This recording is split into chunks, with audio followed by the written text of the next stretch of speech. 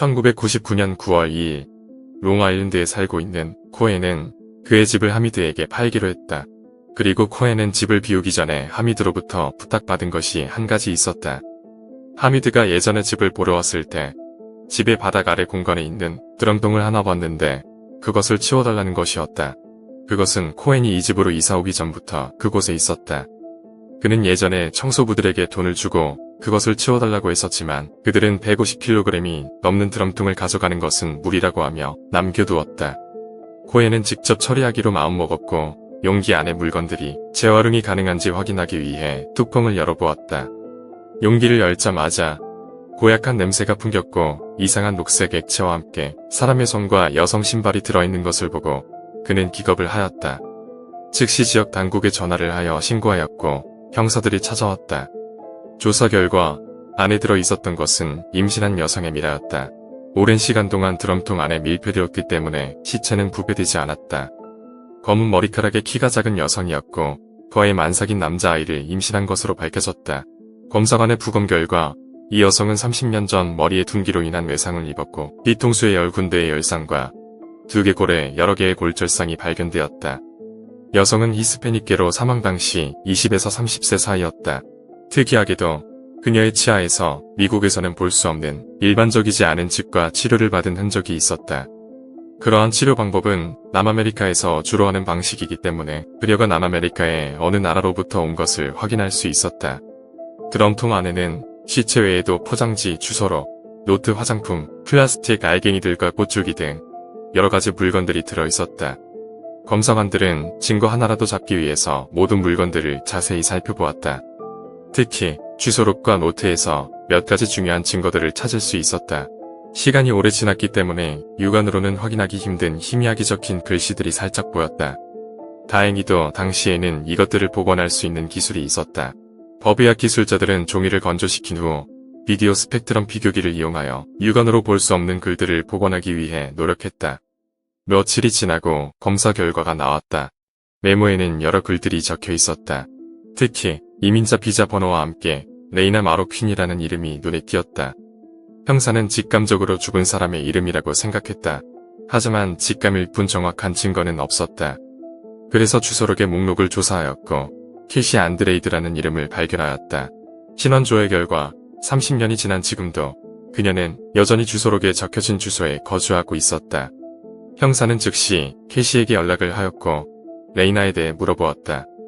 그녀는 그 이름을 듣자 놀란 듯한 반응을 보였다. 그 이유는 캐시는 레이나가 실종되기 전에 그녀와 가장 친한 친구였기 때문이다. 그리고 통 안의 시체에 대해 이야기를 듣자마자 무슨 이유에서인지 레이나가 확실할 거라고 대답했다. 형사는 그녀를 불러 신문하였고 그들이 궁금했던 레이나에 대한 이야기를 들을 수 있었다. 레이나는 1941년 엘살바도르에서 태어났다. 그녀는 가난하게 자랐지만 큰 꿈을 가진 소녀였다.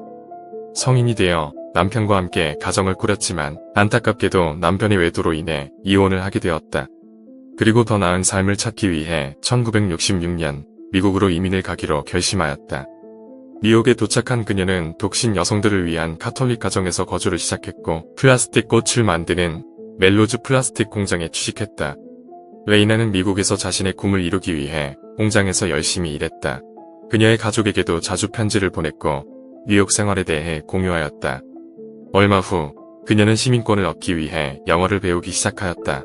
캐시는 레이나의 영어 선생님이었고 그렇게 둘은 만났던 것이다. 레이나는 또한 미국 문화에 매료되면서 패션 산업에 관심을 갖기 시작하였고 늦은 나이에도 불구하고 패션 산업 고등학교에 입학하였다. 일과 학업을 병행하면서 몸은 많이 힘들었지만 꿈을 향한 그녀의 마음은 행복으로 가득 찼다. 그러나 캐시의 말에 따르면 레이나가 실종되기 몇 달 전부터 그녀답지 않은 이상한 행동들을 보이기 시작했다고 한다. 공부하는 동안 집중을 못하고 멍하니 어딘가를 바라보기도 하고 결석하는 일도 종종 발생했다. 그녀가 걱정되었던 캐시는 무슨 일인지 계속 추궁하였고 레이나는 결국 임신을 했다고 털어놓았다. 그녀는 아이 아빠의 이름을 밝히지는 않았지만 그는 유부남이고 아이가 셋이나 있다고 말했다. 그 남자는 또한 레이나가 임신했다는 말에 뉴저지에 개인 아파트를 마련해 주었다고 한다. 출산 예정일이 가까워지면서 그녀의 불안은 더욱 깊어졌다. 레이나는 그가 자신과 결혼해 주길 기대했지만 그건 가질 수 없는 꿈과 같았다. 며칠 후 캐시는 레이나로부터 한 통의 전화를 받았다. 그녀는 캐시에게 자신이 끔찍한 일을 저질렀다고 했다.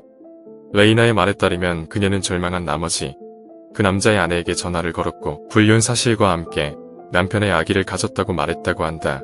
수억이 넘어 레이나의 목소리는 떨렸고 그 남자가 자신을 죽일 것이라고 두려워했다. 캐시는 당장 레이나를 확인하기 위해 그녀의 아파트로 향했지만 그곳에 도착했을 때 그녀를 어디에서도 찾을 수 없었다. 그리고 이상하게도 문은 이미 열려 있었고 난로 위에는 따뜻한 음식이 남겨져 있었다고 한다. 또한 겨울이었는데 그녀의 부츠, 코트, 장갑, 그리고 지갑은 남겨진 채로 사라졌다고 진술했다.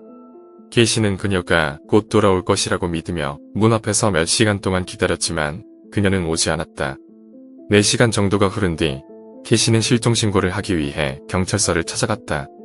당시 경찰은 그녀의 말을 무시하며 아마도 남자친구와 도망갔을 거라고 하면서 일주일 후에 다시 오라고 말했다. 또한 실종자의 친척이 아닌 관계로 어차피 신고할 수 없다는 얘기도 덧붙였다. 하지만 그 이후로 캐시는 그녀를 다시는 볼 수 없었다고 한다.